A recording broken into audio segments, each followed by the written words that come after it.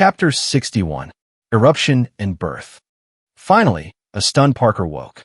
Parker did not have to ask why the shaman had not told him the origin story, the legend of Latla and Topolo, until now. Before the events of the past few weeks, he would never have believed it. Now, it seemed perfectly plausible. Everything fit. This strange world did exist, and he was at the center of this mythical, supernatural maelstrom, and if he were to survive it, he would have to truly believe in the legend and himself. What he didn't have was an answer to a simple question. Why me? The answer is simple. Providence. You were born in the shadow of Latla. At the time, Tupelo opened the mountain and rose into his cavern. You survived his awakening. That is when all of this started. That was when you were chosen. That is why you are here. This time you are the warrior. Topelo has grown strong, and Spirit Lake is again trembling. The Seco warriors are awakening. It is you who must defeat Topelo and stop the Seco warriors from escaping Spirit Lake. Parker now knew why he had been chosen. On May 18th, 1980, the eruption had awakened Topelo. Parker's birth and survival on the side of Highway 12 near the eruption coincided with the awakening and had tied him to the mountain. To him, it was an accident of birth, a coincidence. To the spirit world, it was a destiny. So what do you think? Wright asked. What? Parker had no idea what Wright had said. Look, I just gave you my theory about why all these murders took place, so what do you think? Parker had a guess. You mean the religious angle? Yes. Sounds saner than anything else. Well, thanks for nothing. Sorry, I'm just a little distracted. Understandable. After turning off the freeway, Parker recognized that driving had become more hazardous. He looked over at Wright. How's it going? What? Driving. How's the visibility? It's getting tough. When you have to, turn on your lights, but turn them off as soon as you can, and remember to keep your distance. In this rain, she will have to keep her eyes on the road. The rain on her back window will cut her visibility. Besides, she'll have her mind on something else. 2 lights in the distance will probably mean very little, if she even spots them. We know she's going to the mountain. We just need to get there in time to see where she's going after she leaves her car. So, what you're saying is push it to the edge, but don't go over the edge and get us killed. Exactly. I think I can do that. I hope so. Chapter 62. You must believe. Parker glanced at the 1-mile sign to Johnson Ridge Observatory. Their headlights had been off for the last few minutes. Parker saw Martin's car's brake lights flash and hold for a few seconds. He reached over and touched Wright's arm. Slow down. As they approached the hairpin turn that led to the Johnson Ridge Observatory, they saw her walking away from her car. She was holding a flashlight, lighting the path in front of her. In her other hand, she had a long, cylindrical-shaped object. I think she has a shotgun, Parker said. So, she expects trouble, Wright added. Well, she's right. She's got trouble, a lot of it. So, she knows we're here. Probably, but as long as she leads us where we want to go, it doesn't matter, Parker said. We just need to stay out of range. Yeah, as long as she doesn't shoot us. Yeah, that wouldn't be good. Oh, really? While Detective Martin was not known for her calm, rational demeanor, this took unstable, or more bluntly, crazy, to a whole new level. It was going to be enough of a challenge for Parker to drag himself into the forest to follow a heavily armed and desperate Detective Martin, but to drag right into the realm of what was likely to be the bizarre world of the supernatural might get them both killed. Parker decided that it would be best to leave him at the car. Right, stay here. I'm going to need someone to coordinate the backup team if we need them. I'll keep in touch with you by cell phone and tell you where I am. Then you can lead the backup team to find me. Before Parker opened the car door, he turned off the overhead light and quietly slipped out of the car. I will be going with you. You will need a guide. You will need me, a small, scratchy voice said. Parker knew that with no cell phone coverage in the area that no call would get through and his GPS would not work. Wright wouldn't know where he was. Wright would be safe and not have to deal with a crazy lady in a supernatural world. If he went with Parker, what he would see could easily freeze him with fright, and if it did, they would both be in danger. There was no way to introduce him into this other, crazy world. No, you're staying here. No, I shall be with you. Parker looked across the top of the car at Wright. There was no Wright. There was no one, but he had recognized the voice. The little old shaman was back. As Parker walked around the front of the car, seeing him this time did not shock him. Rather, he was relieved. He was dreading the prospect of being an interloper in the supernatural world. He had no idea what to expect, or what to do, or what he could do. He was about to enter the shaman's world, and even though the little old guy looked fragile and feeble, his lack of fear was comforting. The shaman wore Cowlet's ceremonial clothing, a cloak with giant wings wrapped around him, and a tattered dark brown leather satchel covered in symbols was slung over his shoulder. With penetrating eyes, the shaman spoke sternly and deliberately. It is time to face Paase and Top-Elo. It is time to send them back to the fiery river of the underworld. It is time for you to fulfill your destiny as a warrior. We must move quickly. She is the one who will lead us to Top-Elo's lair. As if a cold spike had been driven up his spine, panic and terror shook Parker to his core. He shivered violently from head to toe.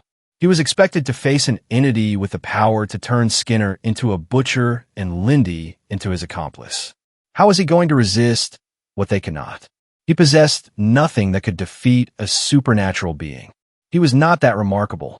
The shaman read his fear and once again told him, "You are the warrior we have chosen." The shaman led the way through the deep, dry culverts of steep rock faces. It had been 20 minutes since Parker had seen her. Several times, he urged the old shaman to pick up the pace, but the old man said, "We move only as fast as we need to move, and this is as fast as we need." At the hour mark, the shaman signaled Parker to move off the path and behind a small tree. The shaman crouched down and peered into the dark. He moved his hand along the ground and grabbed an exposed root of a bent pine tree. He closed his eyes and cocked his head.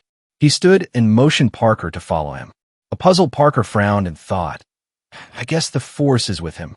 The old shaman moved silently up the ever-deepening culverts, and while Parker tried to match his quiet, soft steps, he feared that he sounded like a freight train rumbling over an old wooden bridge.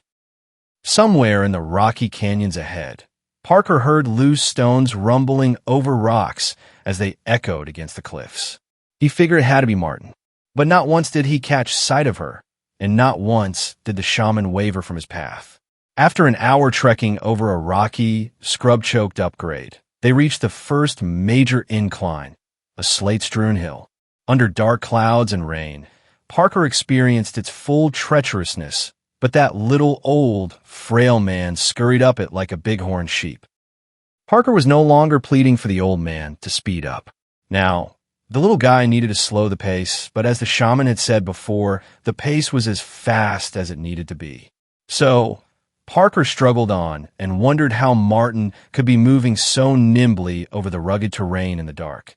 However, to stay ahead of them, especially the spry old shaman, she must have been. Something sure as hell must possess her, because in her natural state, 3 flights of stairs would be a challenge. At the top of the hill, the shaman turned right and started his descent down the perilous slope into a canyon. Parker had to break his fall with his hands several times. Yet, the old man never once chastised or even cautioned him to be a little less clumsy. At the mouth of the canyon, the shaman looked back and motioned Parker to stop. Once again, the shaman crouched, but this time he just froze and listened. The shaman turned his head from one side to the other, muttering a clicking-like sound as he did. He rose and motioned Parker to move up beside him. Parker did, and then rested his hands on his knees and tried to catch his breath. "She is moving toward the lake. You must move quicker, or we will lose her." Parker rubbed his aching thighs, stood upright, inhaled heavily through his nose, and exhaled through his mouth. The shaman reached out and put his hand on Parker's shoulder. "Prepare yourself. Koluz will be here soon." Parker remembered Koluz, the spirit bird that will prepare me for battle. He shuddered at the thought of battling the unknown supernatural creature, Top-Elo. Before Parker had a chance to respond, the shaman strode down the narrow path. The canyon, while less rocky than the slopes, was dense with stubborn manzanita, the first substantial brush to return after the fiery eruption, and one of the few plants with a root system that had the ability to survive the heat and paucity of nutrients after the eruption.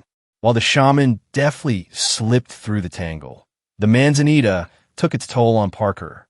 When they arrived at the lake, the air was filled with the scent of damp wood that covered a third of Spirit Lake. As a chilling wind from the lake struck Parker, he imagined what lay in the depths under the dark waters.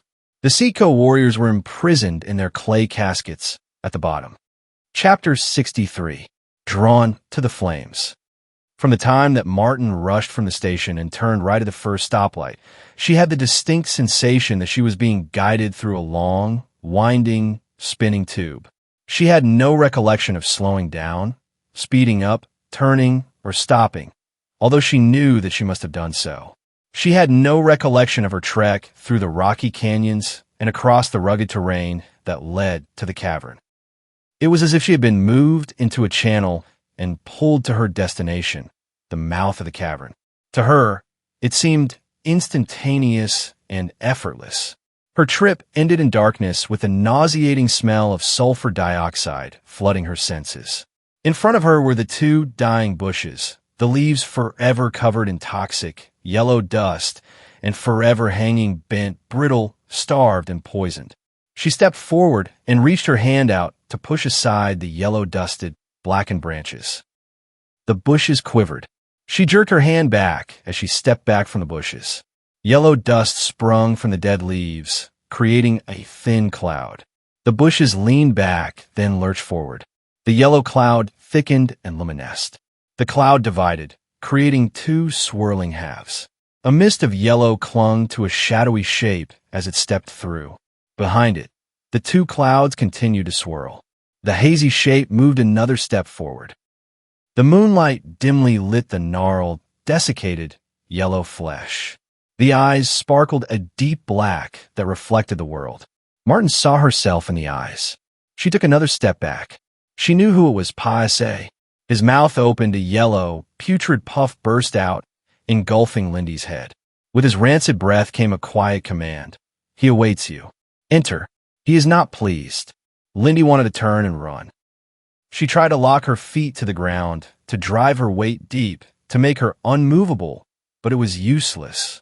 She would obey. What she wanted meant nothing. Passa stiptasite. Lindy stepped between the swirling clouds.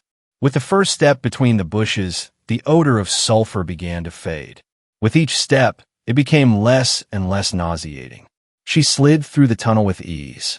As she stepped into the domed cavern, a glow from the pool of lava lit the petroglyphs on the wall and dome. Step by forced and measured step, she mechanically moved toward the pool. At the edge, her feet were pulled together. She stood perfectly rigid. Slowly, she leaned her head back, closed her eyes, raised her arms, and spread them wide. She beckoned the spirit, top below. The petroglyphs pulsed. On the dimly glowing pool, a black oval appeared on the surface. It formed a dome, which rose and formed into a skull with a sharply hooked beak. The skull glowed, spewing tiny flames of molten lava like the solar flares of the sun. The eyes were deep black holes with fiery rims. A giant black bird began to emerge from the pool. The tips of black wings thrust out of the pool and stretched to the top of the dome. They spread wide, nearly touching the sides. The bones in the wings ignited, burning holes through the black wings. The holes filled only to burn again. Below him, pushing him to the surface, was a round pedestal. The last surge of the pedestal from the pool brought the dark bird completely to the surface. He perched on the round pedestal, his talons draped over the edge. The blazing cage of the bird's breast encased a viscous, black sludge of swirling, horrified faces that trickled down the legs and dripped face by face from the bird's long serrated talons over the edge of the pedestal and into the pool. Steaming faces rose from each drop, climbed into Topilow's chest, and replenished the swirling black mass.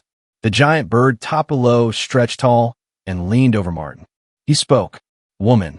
His screech echoed around her. She cringed and bowed her head. He accepted her deference with a nod. He raised his wings high, swooped him down and around her. He pulled her against his breast, tilted his head back, and slipped down as his pedestal descended into the pool. His echo faded. Martin remained silent. Chapter 64. It is Talon time. Parker could smell the distinct odor of sulfur dioxide, dampened by the pouring rain. The shaman stopped below an outcropping of solidified lava and signaled Parker to come to him. I can feel that Piase is close. It is time to prepare you. You must leave all man-made weapons. You must remove your clothes. Parker anticipated the painful chill from the heavy, cold rain. Remove my clothes? Yes. The warrior must leave everything from this world behind. You must face Tapi low as you were when you were born. Reluctantly, he slowly unbuttoned his coat and dropped it behind him. As each article of clothing was removed, he shivered more and regretted being there more. He removed his clothes and set them on his coat. He placed his shoes on top. I might have faced him without a weapon. You will have only what your spirit bird, Koluz, gives you. Koluz? The only things he's given me are nightmares, terror, and pain. No, he's given you much more. The sleeping and waking nightmares, the visions, and the pain Parker felt removing the talons might have seemed to the shaman like a gift from Koluz, but they didn't feel like that to Parker. These experiences have all played a part that led to this moment, tossing you between reality and illusion, between natural and supernatural, had pushed you through a torrent of self-doubt. And that was its purpose. You had to be forced to reach beyond the world that you had known and add another world where you knew nothing. You had to trust the impossible to be possible. That was the only way you would triumph. Parker shivered as he watched the shaman take the satchel off his shoulders. He turned it upside down. Out of it came the 8 large, curved, black talons that Parker had dug out. The shaman turned away from the cavern, looked out towards Spirit Lake, and with outstretched arms raised his head and froze. In the distant dark above the lake, a bird with gigantic wings rose, spread its wings wide, and then violently brought them together under its body. A blue bolt of lightning shot from the tips of the wings as they touched below the bird, and, without touching rock or tree, rifled through the forest. Through the torrent of rain, the blue lightning sparkled as it streaked toward the shaman and Parker. Parker braced his back against the lava outcropping. His shoulders began to burn. Parker could feel a fire in each of the holes where Koluz had embedded its talons. From each hole, thin streaks of lightning shot to the talons, just as the bolt struck the pile of talons. A transparent blue globe surrounded the talons. The talons began to churn. Then one by one, the talons came together to form 2 claw-like weapons. The base of 3 talons attached to each other and spread apart at the tips. Another 3 talons formed the same pattern. The 4th talons attached facing away from the 3, forming a bird of prey claw. The claws rose and shot toward Parker. Startled and frightened, he tried to pull his hands away from them. Instead, his hands sprung up and the claw weapons hit his palms. He shook them loose, but they sprung back into his hands. The shaman walked toward Parker. You cannot reject them. This is your destiny now. Through great pain, Koluz has prepared them for you. It is time. Parker looked at the shaman and then at Koluz. This is not what Parker wanted. He didn't want to die, and certainly not brutally at the hands of what he was certain was some monstrous creature. Fate, destiny, providence had never been a part of his world. He had controlled what he did and where he went. But he had been inextricably pulled into this world, and while he desperately wanted to run, he knew he wouldn't. It was either sit down and let himself be slaughtered or fight and hope against hope that he might survive, or at least have his death have purpose and meaning. Parker accepted his fate and nodded to the shaman. The shaman acknowledged him with a bowed head. Parker put a finger between each talon claw around the claw weapons. He felt a surge of power. His body became warm. He squeezed the claws. The talons spread apart. He released the pressure. The claws closed. Now, you are ready for Piase. You must defeat him quickly so that you have enough energy and strength to defeat Tapi Lo. I will lead the way.